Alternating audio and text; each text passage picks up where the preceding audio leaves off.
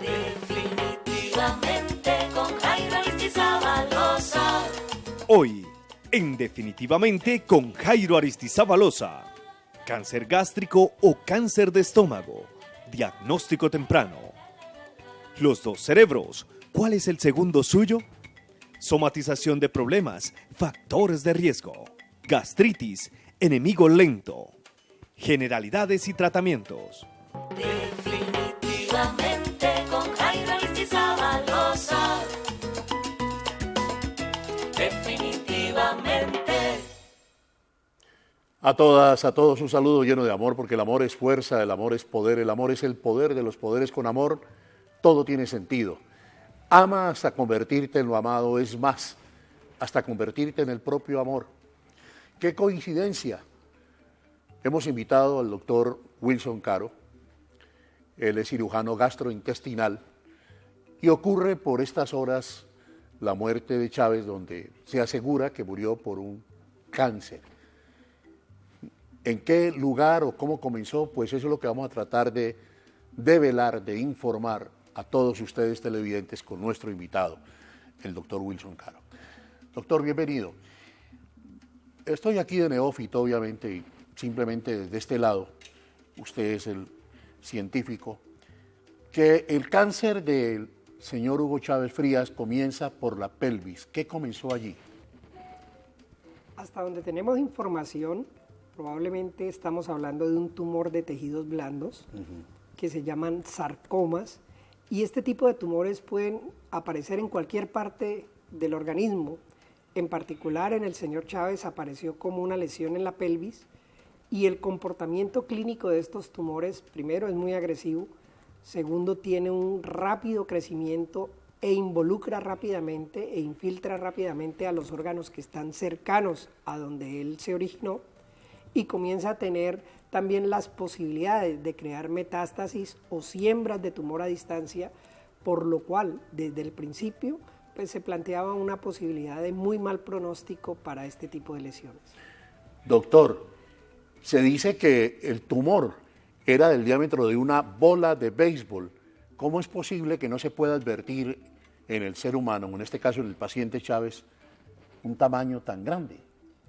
Pues lo que uno asume es que primero hay un diagnóstico un poco tardío de la lesión, y obviamente en la parte preventiva probablemente se avanzó muy poco en el diagnóstico, y también tenemos que asumir que hay localizaciones en particular donde este tipo de tumores son muy silentes, no dan manifestaciones, y cuando ya aparecen las manifestaciones o las complicaciones secundarias al tumor, pues el tumor ya está muy avanzado y probablemente está comprometiendo órganos que son los que finalmente se manifiestan.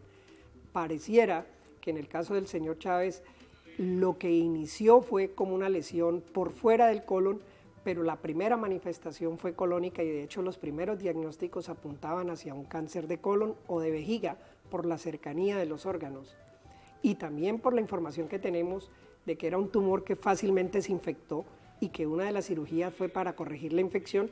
Pues asume uno que sí, en el principio y desde el principio estuvieron involucrados estos órganos como parte de la afectación inicial del tumor.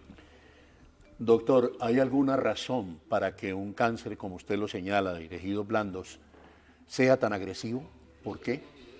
Pues hay un comportamiento oncológicamente tumoral que hace que unos tumores crezcan o se desarrollen más rápido que otros y que respondan mejor o peor a las diferentes alternativas terapéuticas. En el caso de los sarcomas, el crecimiento genéticamente predeterminado por la multiplicación celular es muy rápido, y eso hace que su tamaño varíe rápidamente y progrese rápidamente e involucre otros órganos.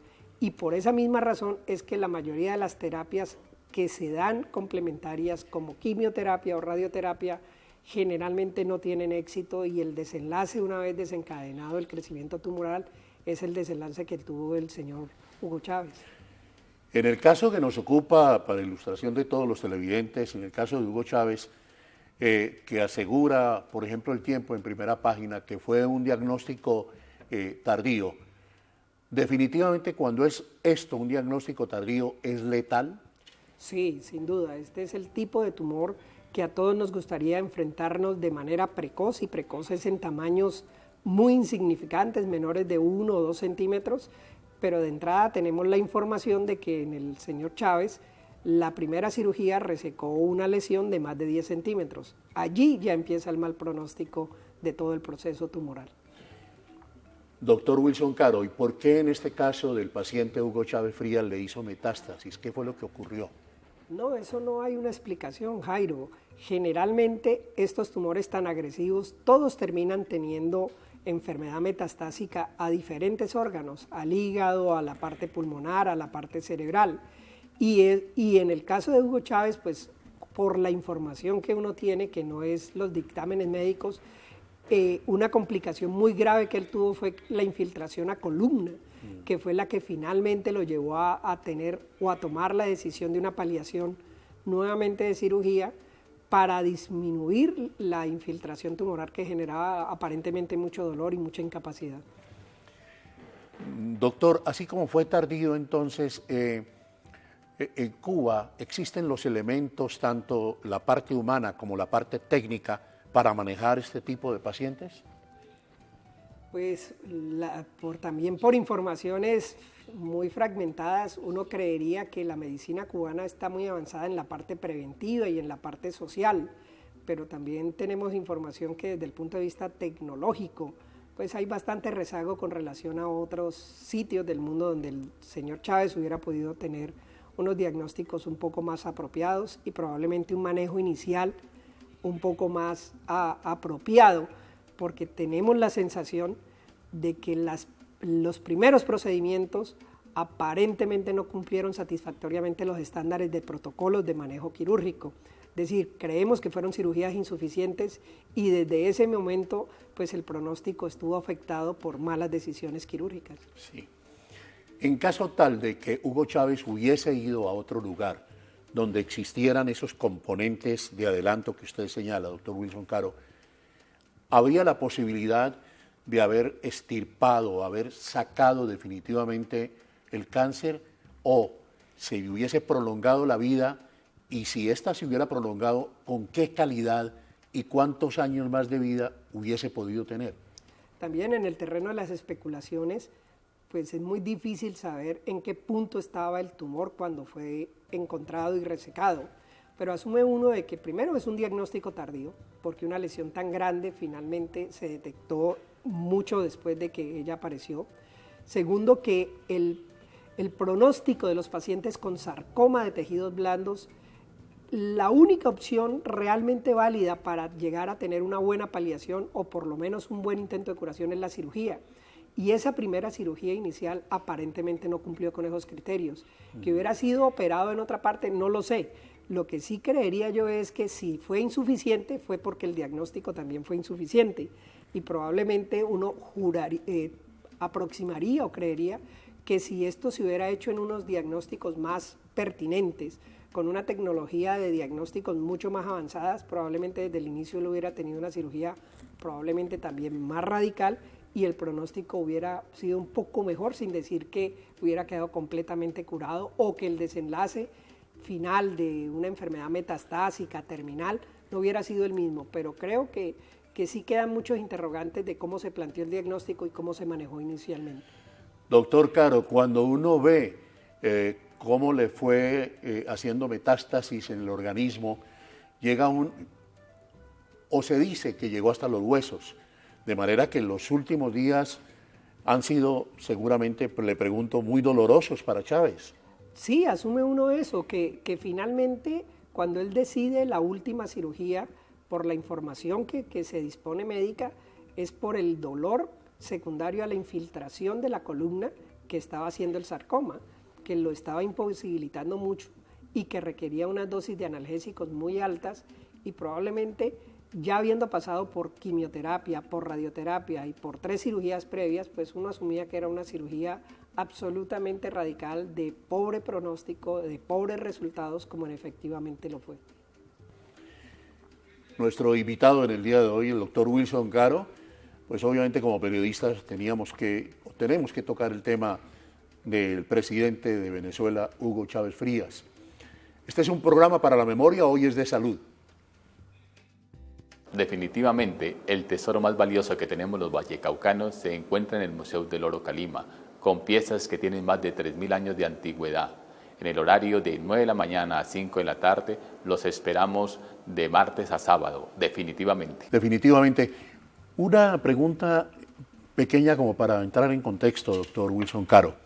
En el caso de Hugo Chávez, ¿sería por la carga emocional de tantos inconvenientes, su cuestión de su sesgo político, su revolución, en fin, sus cosas, es por lo que le haya aparecido este tumor? No. La parte psicoemocional probablemente no tiene ningún valor en la etiología o en la génesis de este tumor, pero probablemente esa parte emocional sí tiene que ver con algunas de las evoluciones y el curso final de la enfermedad. Es decir, es posible que haya impactado negativamente en su evolución y en su agresividad. Sí, porque hablando del eje que vamos a tocar ahora, doctor Wilson Caro, tomado de su conferencia que ha sido supremamente comentada en el Centro Médico Imanaco, la somatización, los problemas que uno tiene se somatizan en alguna parte del cuerpo y estos pueden producir algunas cosas malignas, ¿o no? Pueden generar síntomas que son los primeros síntomas de alerta o de alarma, Sí. de problemas digestivos que pueden originar problemas más graves. Es decir, en general, los síntomas digestivos pueden partir de algunas situaciones psicoemocionales y estas dar pie a compromisos de mayor gravedad. Va a ver usted, doctor Wilson Caro, y ustedes televidentes se van a sentir reflejados aquí con este trabajo periodístico de voces de opinión. A estas voces de opinión que ustedes ven, les vamos a preguntar lo más sencillo. Aquí está el médico respondiendo. Los problemas, la rabia, las alegrías, ¿dónde las siente usted reflejadas en su cuerpo? ¿Dónde? Cuando tengo algún problema, ¿en qué parte de mi cuerpo lo reflejo? Pues, no sé, digo que en los hombros siento cansancio, malestar. Generalmente en el cuello, en la nuca y en los hombros. Cargo el problema ahí. ¿En qué parte del cuerpo? ¿Qué le dijera? Como en el sistema como nervioso. La cabeza, inmediatamente en la cabeza. Pues dependiendo del problema, ¿no? Pues de pronto más bien nerviosismo. Cuando tengo algún problema, de pronto nerviosismo. Más que todo en el físico, lo que es ojos, tal vez el decaimiento del cuerpo, a uno le da sueño, depende la patología. Existe una gran asociación entre los eventos emocionales y los síntomas constitucionales. Y por eso se ha hablado mucho del eje cerebro-intestinal, en el cual las manifestaciones emocionales muchas veces se manifiestan en síntomas digestivos, tanto en la parte gástrica como en la parte colónica. No es raro encontrar muchos casos en los cuales las manifestaciones de las gastritis estén inducidas por problemas emocionales y lo más frecuente, incluso que es lo más cotidiano para la consulta diaria de enfermedades digestivas, tiene que ver con lo del colon irritable, donde la generación de la mayoría de las crisis y de síntomas y de dolor está desencadenada por situaciones psicoemocionales que se pueden documentar fácilmente. Doctor Wilson Caro, entremos entonces a hablar de los factores de riesgo. ¿Cuáles son allí? Ok, como el tema es más de cáncer gástrico y de prevención, ¿cómo no? Nosotros tenemos que mencionar que existen una serie de factores que suman al momento de evaluar la posibilidad de riesgo de desarrollar un cáncer o un tumor en el estómago. El factor más importante es el genético, genéticamente predeterminado, la historia familiar de la persona que acude a nosotros sobre los antecedentes de cáncer en padres, tíos, hermanos, en toda la línea genealógica, pues nos da muchos elementos para pensar que ese paciente ya tiene un factor de riesgo de entrada. Si a eso le sumamos factores personales, como ciertos hábitos que hacen que algunas sustancias que son procancerosas tengan contacto con el paciente, pues en general se aumentan los riesgos. ¿Cuáles sustancias? Está muy bien medido que el cigarrillo y la nicotina tienen un gran factor de asociación en el desarrollo del cáncer gástrico. Está medido que algunas nitrosaminas, sobre todo de algunas áreas rurales de nuestro país.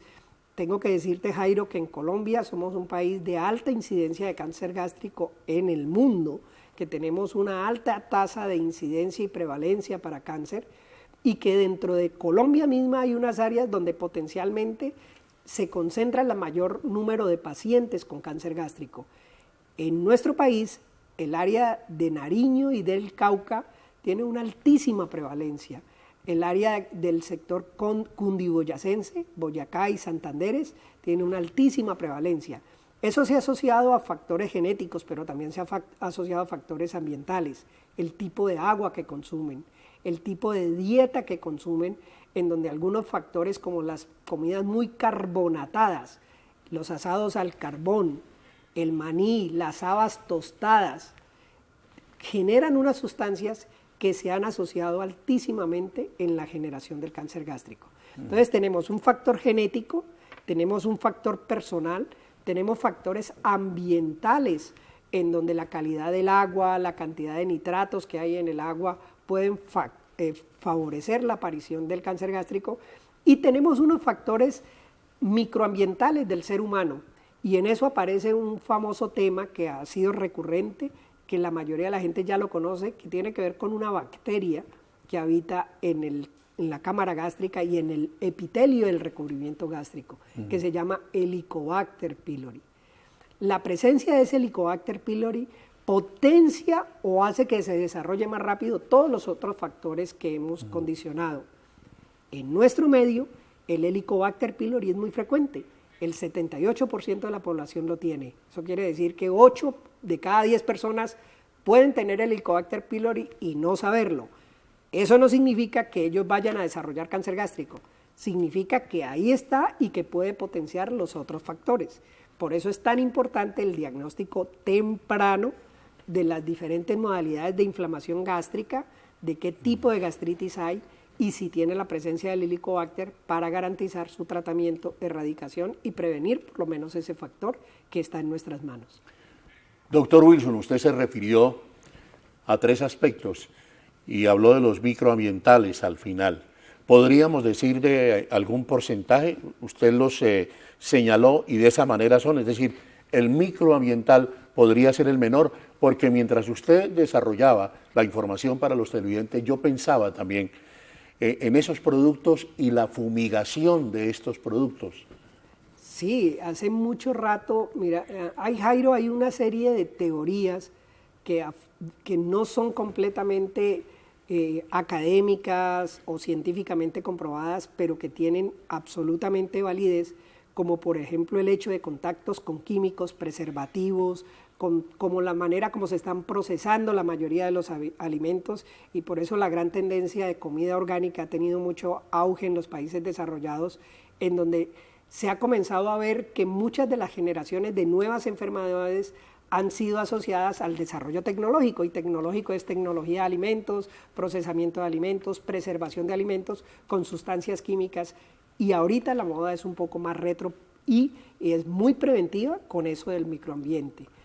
Pero también aparecen otros factores que no son medibles, y es que la tecnología nos está exponiendo cada vez más a situaciones de energía y de ondas de energía, celulares, antenas microsatelitales. Todo el tiempo estamos bajo el influjo de algunas ondas de energía que, entre comillas, pueden cambiar el patrón energético celular y hacer que se cambie su comportamiento, y que de alguna manera el cambio de comportamiento genere aparición de enfermedades que no estaban previstas en el código genético. Doctor, ¿usted cree en el INVIMA? ¿Cree realmente que cuando nos dicen productos orgánicos estamos consumiendo verdaderamente productos orgánicos? Creo que el INVIMA no tiene que ver con lo de los productos orgánicos. El INVIMA hasta ahora es un controlador de las patentes para productos farmacológicos, y más el componente orgánico tiene que ver es con otro tipo de asociaciones.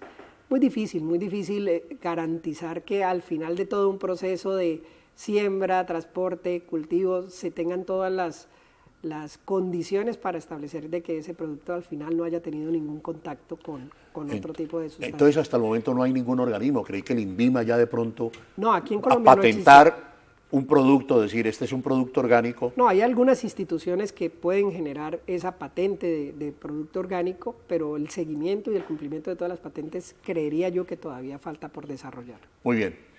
Estamos definitivamente hablando con el doctor Wilson Caro, cirujano gastrointestinal, develando todas estas inquietudes de ustedes, queridos televidentes. Pasamos a una píldora supremamente importante, definitivamente. Los colegas, los comunicadores sociales, los docentes en comunicación social están aquí diciéndonos en cada momento qué es periodismo. Hoy nuestro invitado es Rodolfo Gómez Concha. Definitivamente no hay un acuerdo en la academia sobre lo que representa el periodismo. Algunos hablan de una variante de la comunicación, otros incluso hablan de un oficio. En la práctica hay una realidad, hay una serie de disciplinas que convergen en una práctica informativa que se llama el periodismo. Por esa razón tenemos comunicadores sociales, profesionales egresados de universidades, pero tenemos economistas, abogados, politólogos, personas que aprendieron una disciplina, profundizaron en ella y luego desarrollaron unas competencias y unas habilidades para transmitirla a unos públicos. ¿Sobre qué es? Definitivamente no hay acuerdo. Es el oficio más bello del mundo. Definitivamente es así. Nuestro tercer eje con el doctor Wilson Caro lo hemos titulado Gastritis enemigo lento, pero queremos comenzar para ilustrar bien a los televidentes de qué es la gastritis, doctor. Por definición, la gastritis es la inflamación del recubrimiento interno del estómago, de la parte gástrica. Ese epitelio interno es una capa de glándulas que secreta sustancias y que secreta un ácido muy potente llamado ácido clorhídrico. Para poder defenderse de su propia producción de ácido, el estómago tiene unos mecanismos de producción de sustancias que contrarrestan el efecto de esa sustancia. Cuando hay un desbalance entre la producción de ácido y las sustancias que protegen, el ácido erosiona o quema el epitelio gástrico. Eso genera una inflamación y la inflamación gástrica genera gastritis o se llama gastritis. Lo que pasa es que hay muchos tipos de gastritis y hay como diferentes etapas en la evolución de las gastritis.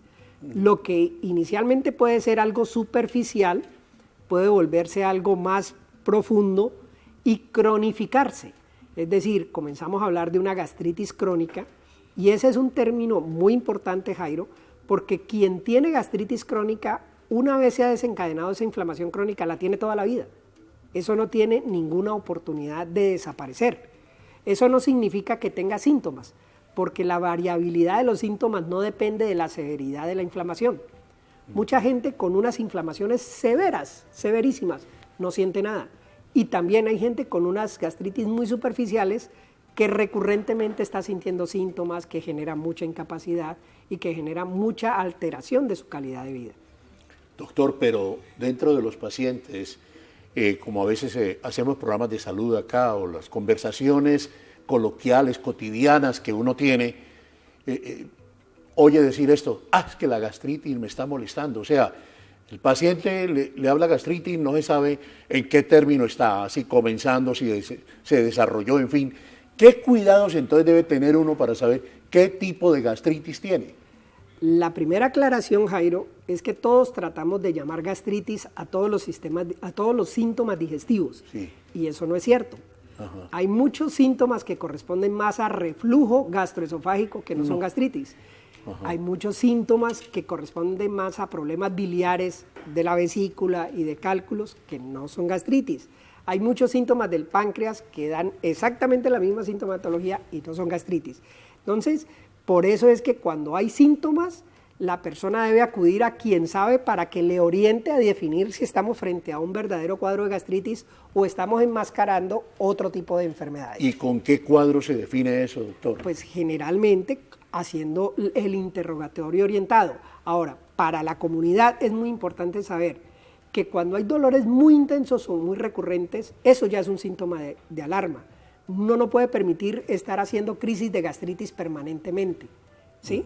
Que cuando eso se asocia a algún tipo de sangrado digestivo, como sea, pequeñas cantidades, vómito con sangre, deposiciones con sangre, deposiciones negras que reflejan un sangrado de alguna manera digerido, pues eso ya habla de que la severidad o que la aproximación a la gastritis hay que acentuarla.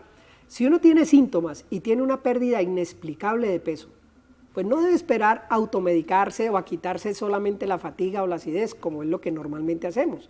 Tengo gastritis y acudo a algún antiácido, acudo a alguna pastica, me quita el síntoma, pero no me quita el generador del síntoma. Y ahí es donde nosotros planteamos que la mayoría de los pacientes desafortunadamente están perdiendo tiempo precioso en el diagnóstico temprano y en el manejo oportuno de síntomas que cuando están en una etapa inicial son muy manejables, pero que cuando uno permite que se cronifiquen o lleguen a situaciones mucho más graves, puedan originar incluso este tema que estamos tratando hoy, que es que puede ser el principio de la génesis de un cáncer gástrico. Aquí estoy, doctor Wilson, desde el lado del paciente y del televidente, obviamente. Entonces, jugos gástricos está bien decirlo, 1. 2, cuando hay borborismos, dolores, bien sea en el bajo vientre, se pueden asociar a un principio de gastritis cuando, en fin, o hay eructos también se pueden asociar. Jairo, el tubo digestivo es uno solo desde la boca hasta el ano. Finalmente, lo que hay es diferentes segmentos que hacen que haya procesos digestivos secuenciales. Y una sola parte de ese tubo digestivo que no esté funcionando bien puede alterar a todo el resto del proceso digestivo. Para contestarte, la generación de gases, tanto como eructos como flatulencias, pues no hace parte de los síntomas de la gastritis, hace parte de una alteración diferente de ese proceso digestivo, como cuál, enzimas digestivas. Es posible que haya alguna generación inadecuada de enzimas digestivas que haga que el procesamiento de algunos alimentos no sea eficiente. Al no ser eficiente se produce mala digestibilidad, indigestión, generación de gases. Entonces, los eructos, la distensión, los pedos, los borborismos, puede que no tengan nada que ver con la parte gástrica, sino con otros órganos. Y ahí es donde yo te insisto que quien está preparado para hacer el análisis de este tipo de problemas digestivos, pues es el especialista en enfermedades digestivas.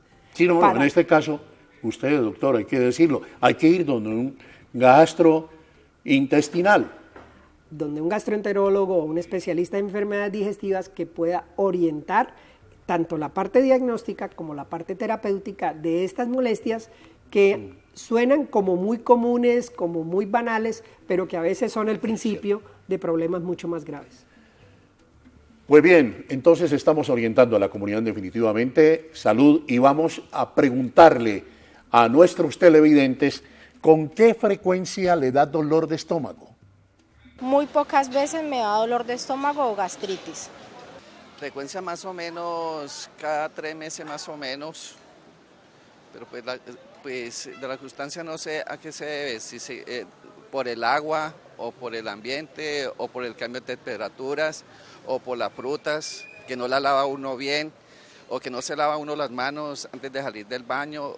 Son muchas cosas que pueden pasar, pero pues en el momento no sé cuál causa sería de todas de las que te mencioné. Pues últimamente me ha molestado mucho, pero pues no sé exactamente cuál es la causa, sea algún alimento o el agua o quién sabe. Yo soy enfermo renal, me da de todo. Gastritis muchas veces. Ya dolor de estómago, pues dependiendo de la ubicación, pocas veces, pero lo que más frecuencia pues al dolor me da es la boca del estómago, gastritis. En mi caso particular me da casi todas las semanas, casi día de por medio. Me da gastritis.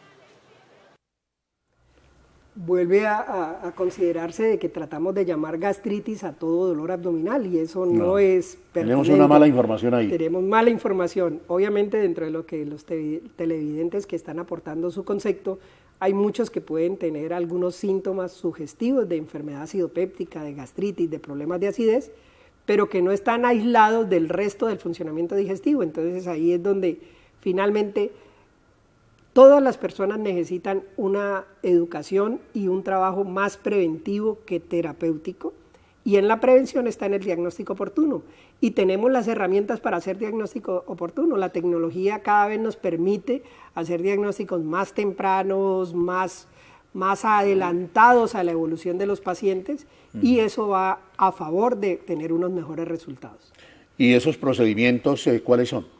Pues la tecnología para la endoscopia digestiva, Jairo, que ha hecho que la visualización de los órganos internos con magnificación, con la posibilidad de hacer tinciones, con la posibilidad de tomar biopsias, con la posibilidad de hacer análisis secuencial de los cambios, pues hace que nuestro ejercicio profesional en este momento sea mucho más fácil que hace 30 años, donde todo era con el estetoscopio y mirando así.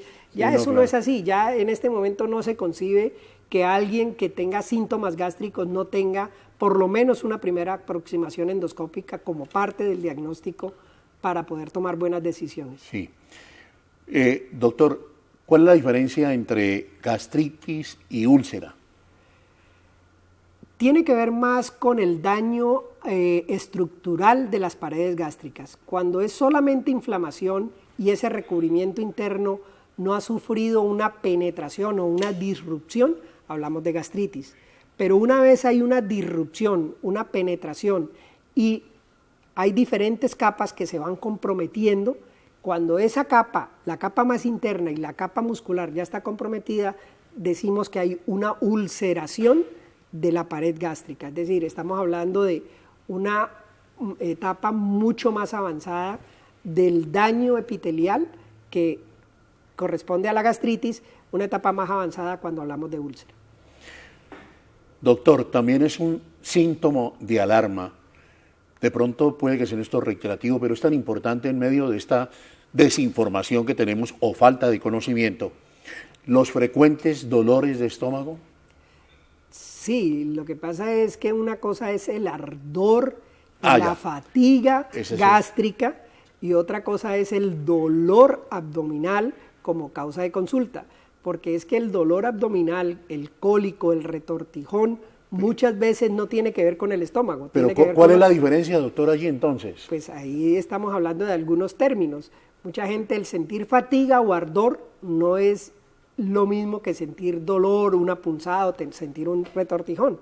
Esa aproximación hacia los síntomas es la que nos ayuda a nosotros a tratar de diferenciar si en realidad estamos frente a un componente gástrico o son los otros órganos los que están disfuncionando, y que paralelamente a controlar la gastritis probablemente tengamos que hacer control del funcionamiento biliar, del comportamiento colónico, que va muy de la mano de los problemas gástricos.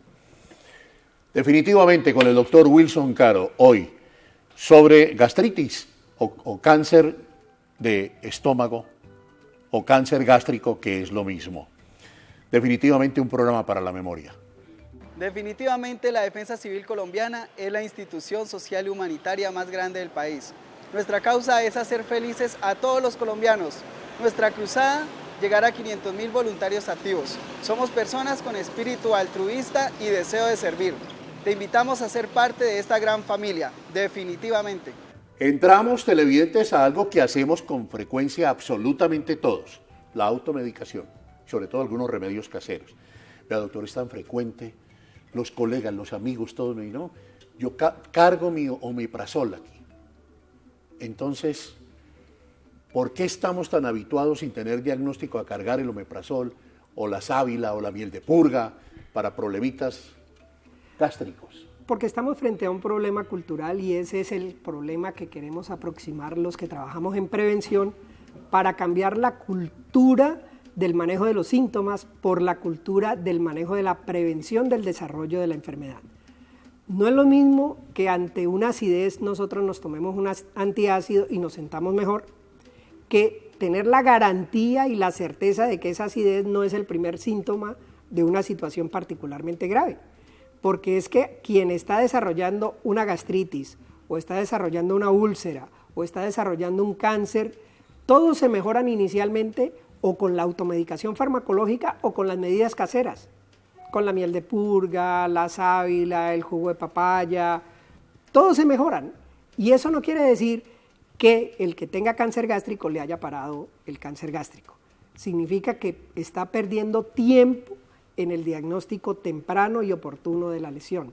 Entonces, trabajar en prevención es trabajar no solamente en el manejo de los síntomas, sino en el diagnóstico oportuno. Y ahí es donde nosotros le insistimos al paciente, usted tiene síntomas de alarma, no permita automedicarse, lleguemos a un diagnóstico. Si no hay síntomas de alarma, miremos qué factores de riesgo tiene para que evaluemos juntos si hay la necesidad de algunos estudios diagnósticos para que nos digan en dónde está. Pero bajo ninguna óptica quedarnos solamente con el manejo del síntoma, porque eso puede ser una buena opción mediata, pero una muy mala decisión en el futuro por no haber controlado a tiempo la lesión predominante. Sí. Doctor, digamos entonces, ¿cómo serían los pasos para hacer esa prevención desde el punto de vista médico? Le insistimos a los pacientes, mire, si usted tiene factores de riesgo familiares, usted tiene que cuidarse. Ese es el más importante, es pues, muy genético. Importante. Muy Genéticamente importante. Es muy importante. Si usted ya tiene un diagnóstico establecido de una gastritis de ciertas características de riesgo, como por ejemplo, que tenga cambios de metaplasia o de atrofia. Si usted ya Perdón, ¿qué es eso, doctor? Cambios de cronicidad en la inflamación. Cuando alguien ha tenido una gastritis de mucho tiempo, el epitelio tiende a adelgazarse y cuando tiende a adelgazarse tiende a volverse más susceptible. Ese adelgazamiento es atrofia y ese paciente tiene más riesgos que otro paciente.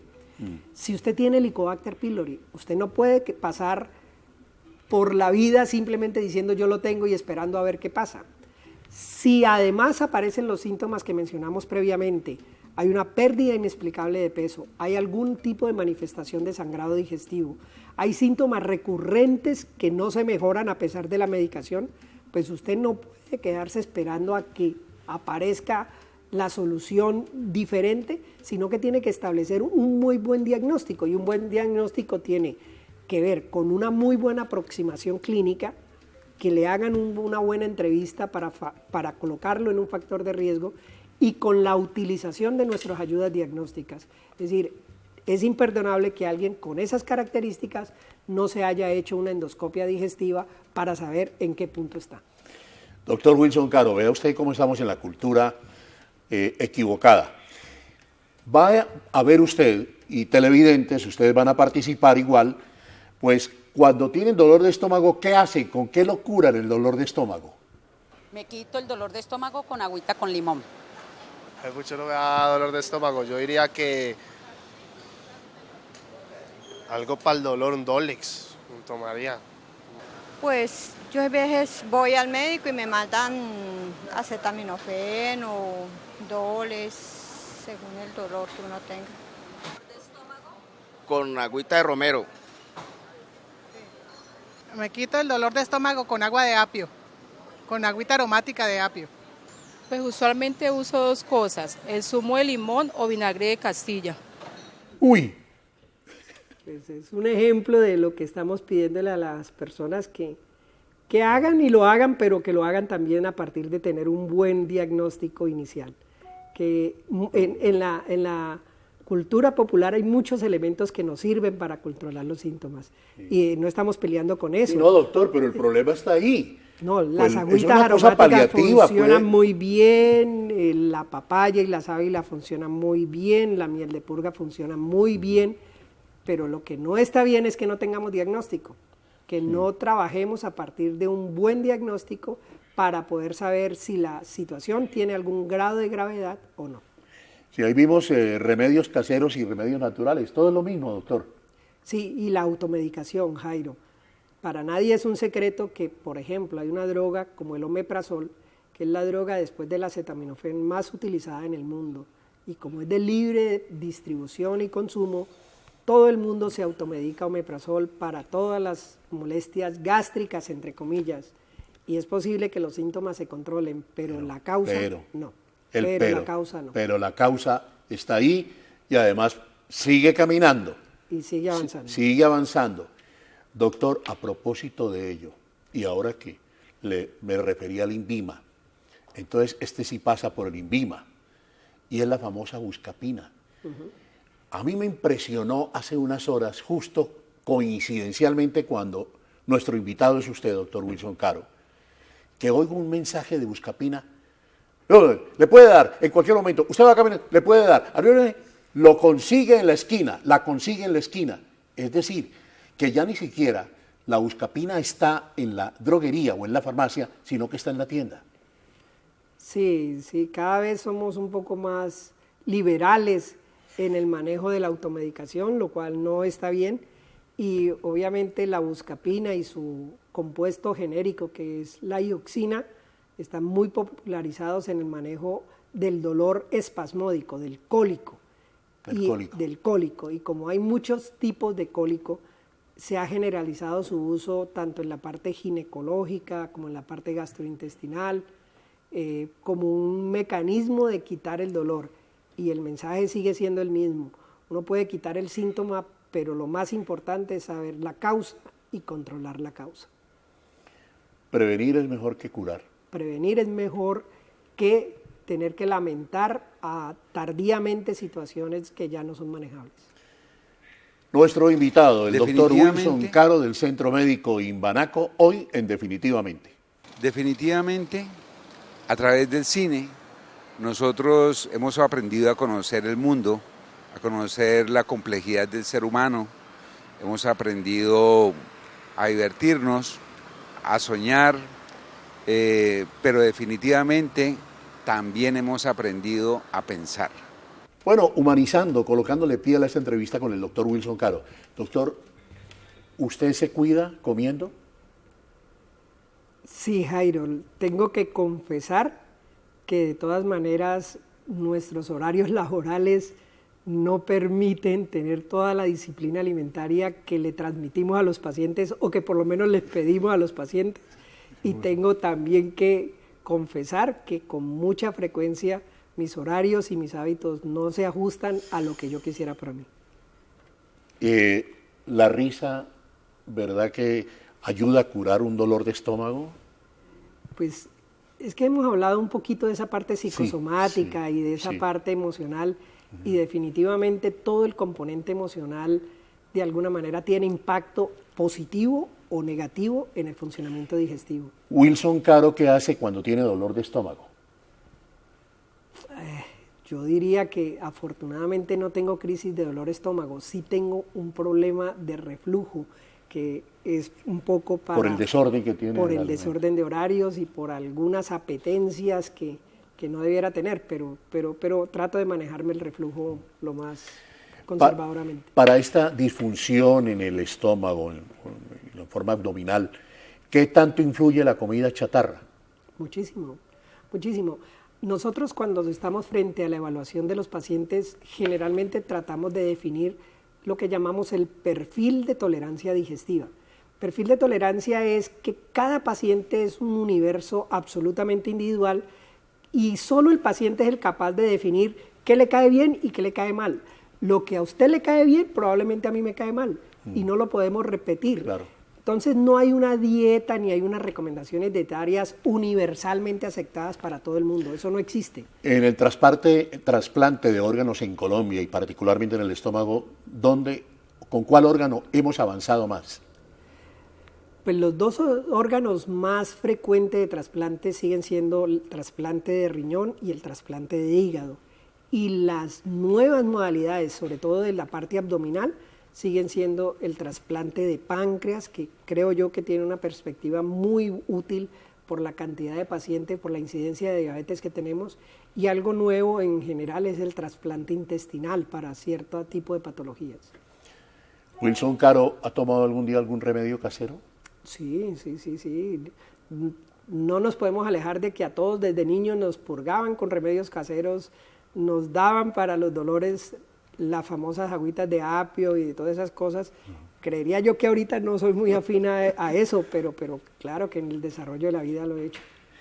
Por su tiempo, doctor Wilson Caro, por su información, muchísimas gracias poco a poco con estos programas de opinión vamos cambiando esa cultura que es muy equivocada de nuestra parte, de automedicarnos especialmente y no acudir donde el médico, donde el indicado para que nos dé un verdadero diagnóstico. No, muchas gracias y esa es la idea. De pronto una pequeña cuñita, marzo, a partir del 1 de marzo, se ha considerado el mes del cáncer de colon. No sé si lo sabías.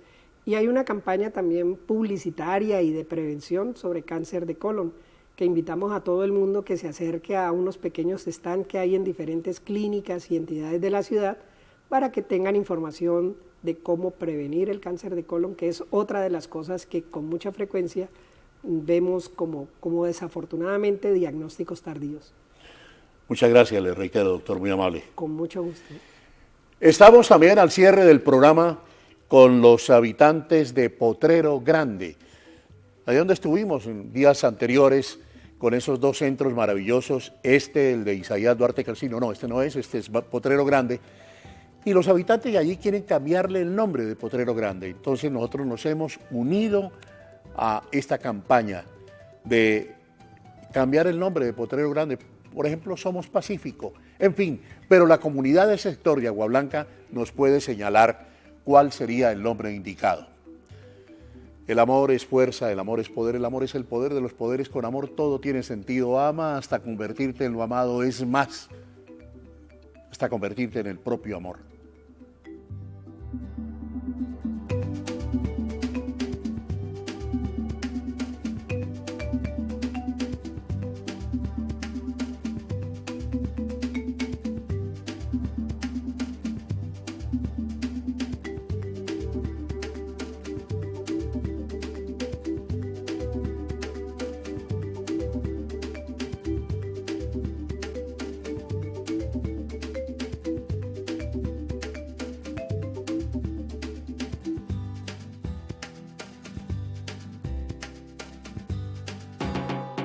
Definitivamente